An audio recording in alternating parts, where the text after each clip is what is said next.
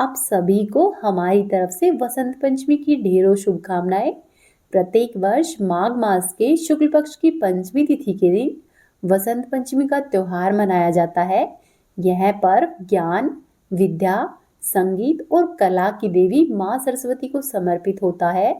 ऐसी मान्यता है कि इसी दिन माँ सरस्वती का जन्म हुआ था और वसंत पंचमी के दिन ही माँ सरस्वती अपने हाथों में वीणा, पुस्तक और माला लिए हुए श्वेत कमल पर विराजित होकर प्रकट हुई थी। इसीलिए इस दिन माँ सरस्वती की पूजा उपासना की जाती है और पूजा करने के बाद माँ सरस्वती की कथा को भी पढ़ा या फिर सुना जाता है। पौराणिक कथा के अनुसार एक बार ब्रह्मा जी संसार के भ्रमण पर निकले हुए थे। इसी दौरान जब उन्होंने संपूर्ण ब्रह्मांड का विचरण किया तो उन्हें सब कुछ सूना सूना दिखा, अर्थात वहां पर किसी की कोई भी ध्वनि नहीं थी। उन्हें सब कुछ मूक नजर आया। इसका मतलब कि हर तरफ खामोशी ही छाई हुई थी। इस विचित्र दृश्य को देखकर ब्रह्मा जी को इस बात का एहसास हुआ कि शायद मेरी संसार रचना में कुछ कमी रह गई है।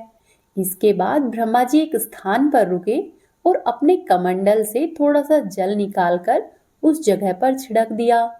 ऐसा करते ही वहां पर एक दिव्य देवी प्रकट हुई, जिनके चेहरे पर तेज था और हाथों में वीणा थी।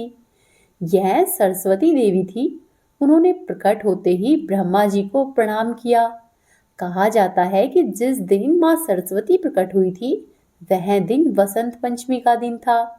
इसीलिए हर साल देवी सरस्वती के जन्म दिवस को वसंत पंचमी के रूप में मनाया जाता है। माँ सरस्वती के प्रकट होने के बाद ब्रह्मा जी ने देवी से कहा कि इस संसार में सभी लोग बिल्कुल शांत है, ये सिर्फ चल रहे हैं, इनके बीच किसी भी प्रकार की बातचीत नहीं हो रही है।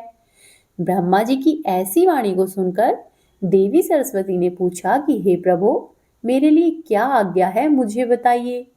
इस पर ब्रह्मा जी ने देवी सरस्वती को कहा कि हे देवी, आपको अपनी वीणा की मदद से सभी चीजों को ध्वनि प्रदान करनी है ताकि ये सभी आपस में संवाद कर सके। इसके बाद माँ सरस्वती ने अपनी वीणा के द्वारा संसार की सभी वस्तुओं और व्यक्तियों में आवाज प्रदान की।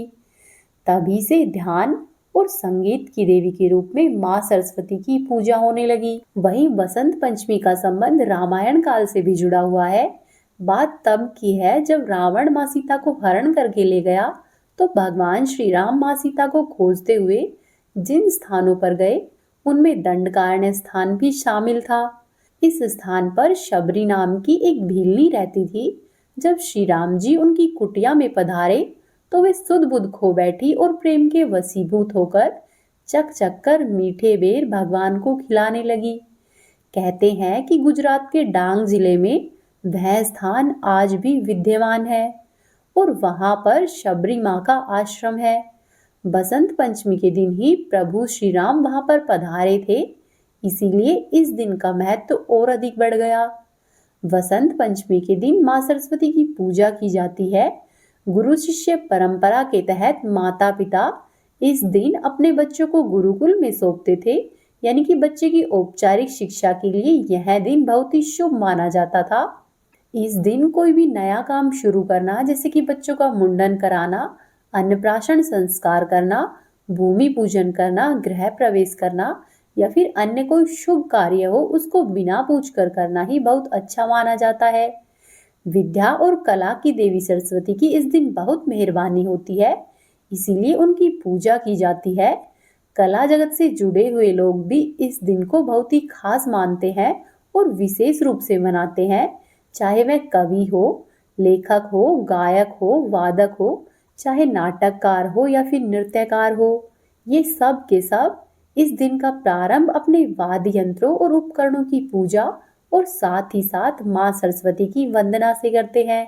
वसंत पंचमी के दिन माँ सरस्वती की पूजा करने के लिए सबसे पहले एक स्थान पर माँ सरस्वती की प्रतिमा रखें और ध्यान रहे कि आपका मुख पूर्व दिशा की तरफ होना चाहिए और यदि संभव हो तो स्वयं भी पीले रंग के वस्त्र धारण करें और इसके बाद कलश स्थापित करें और सबसे पहले भगवान श्री गणेश का नाम लेकर पूजा आरंभ करें।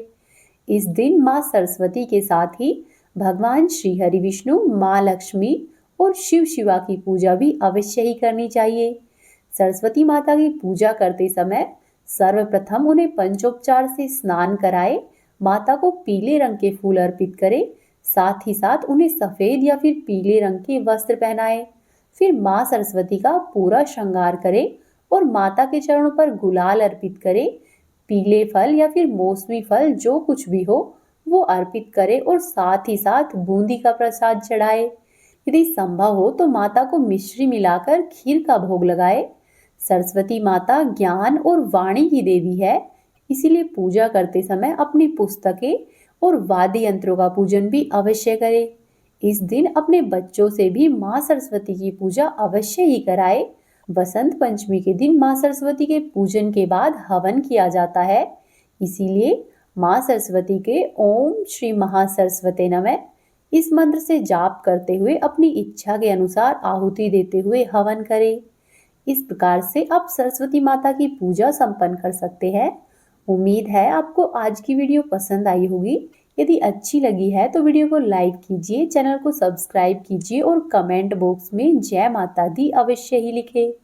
आपका दिन शुभ और मंगलमय हो।